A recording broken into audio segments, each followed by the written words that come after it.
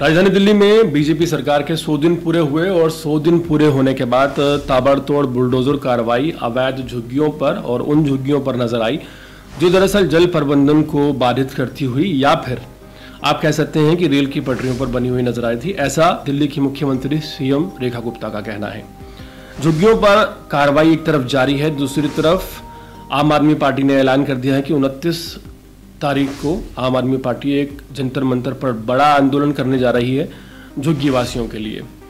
यहाँ पर एक तरफ झुग्गियों पर बुलडोजर कार्रवाई है, दूसरी तरफ अब दिल्ली में जो अवैध कॉलोनियां हैं उनकी संख्या तकरीबन 1731 है। जिन 1731 अवैध कॉलोनियों को लेकर बीजेपी ने यह दावा किया था कि बीजेपी इन अवैध कॉलोनियों को पक्का करेगी।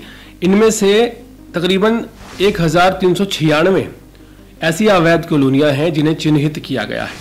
और अब राजधानी दिल्ली में दिल्ली वासियों पर एक नया खतरा मंडरा रहा है कि जो अवैध कॉलोनियां चिन्हित की गई हैं क्या उन्हें भी तोड़ा जाएगा, क्या उनके ऊपर भी बुलडोजर चलाया जाएगा।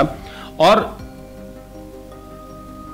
1731 कॉलोनियां जिन्हें पक्का करने का वादा चुनाव प्रचार के दौरान किया गया था, लेकिन अब दिल्ली की नई नवेली बीजेपी सरकार ने 1396 कॉलोनियों की एक लिस्ट बनाई है जिनकी वजह से दिल्ली सरकार के अकॉर्डिंग जल प्रबंधन को नुकसान हो रहा है, जिनकी वजह से जो सड़कें हैं वो काफ़ी ज़्यादा अनकनेक्टेड हो गई हैं, कनेक्टिविटी को बाधित कर रही हैं और जिनकी वजह से हरित क्षेत्र प्रभावित हुआ है। ऐसी 1396 कॉलोनियों को चिन्हित दिल्ली सरकार की तरफ से किया गया है, जिसकी वजह से एक तरह से आप कह सकते हैं कि दिल्ली का जो गरीब आदमी है वो हाल फिलहाल सख्ते में है।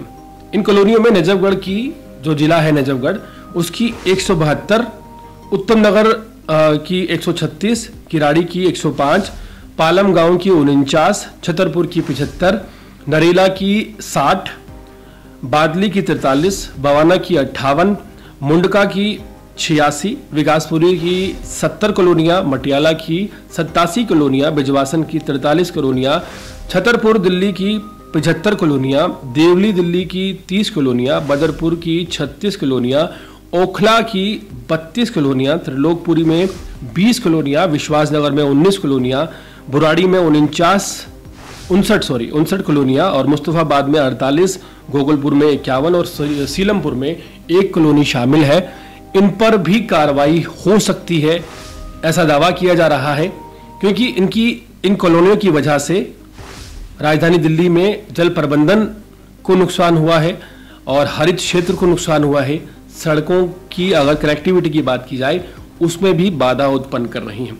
हालांकि दिल्ली सरकार ने जो वादा किया था वो ये था कि ये जो अवैध कॉलोनियां हैं इन्हें पक्का किया जाएगा, मालिकाना हक लोगों को दिया जाएगा। लेकिन अब जिस तरह की कार्रवाई झुग्गियों पर चल रही है इसे देखकर तो ऐसा ही लगता है कि राजधानी दिल्ली में जो अगला नंबर है वो अवैध कॉलोनियों का है, जिसके पीछे एक पर्याप्त रीजन है।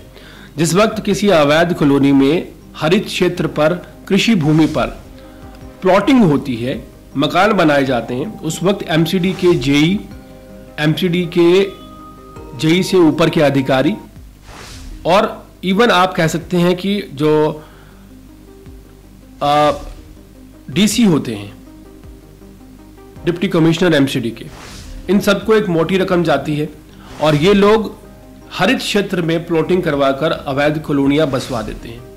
हालांकि जिस वक्त तक टूटने के ऑर्डर आते हैं तब तक इनका ट्रांसफर कहीं और हो चुका होता है और तब तक एक भारी भरकम अमाउंट इन लोगों की जेब में जा चुका होता है।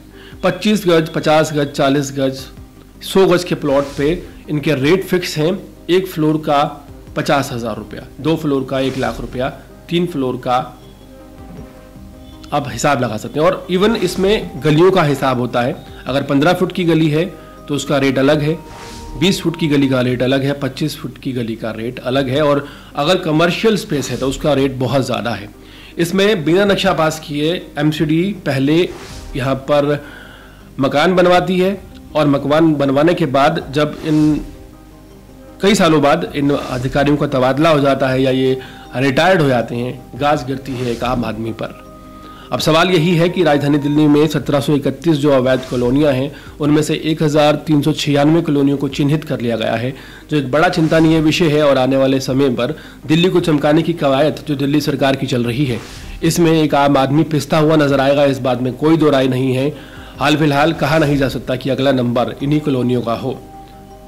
जो लिस्ट हमने आपको बताई है उस लिस्ट के हिसाब से क्या आपकी भी जो कॉलोनी है वो इस लिस्ट में आती है? कमेंट सेक्शन जरूर बताएं और इसी तरह के अपडेट रहने के लिए देखते रहिए अर्पण न्यूज़। बहुत बहुत शुक्रिया।